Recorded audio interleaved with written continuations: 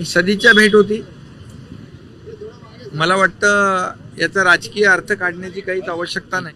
राजसाहेबांनी विचारणा केली कसं काम चाललेलं आहे, सरकारचं कसं चाललं आहे, मुंबईतले रस्त्यांची कामं कशी चालली आहेत आणि एकंदर काही विकासाच्या बाबतीत देखील चर्चा झाली. पण राजकीय चर्चा कुठलीच झाली नाही.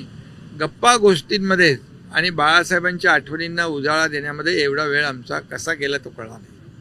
ही वस्तुस्थिती आहे. विरोधकांना चिंता करण्याचं काय कारण आहे? तसं बघायला गेलं तर राज ठाकरे आणि आम्ही काही असे लोकसभेमध्ये सोबत होते, ते मोदी साहेबांच्या सोबत होते आणि तसं बघायला गेलं तर आमचे विचार मिळते जुळते आहेत. त्यामुळे विरोधकांना चिंता करण्याचं कारण काय?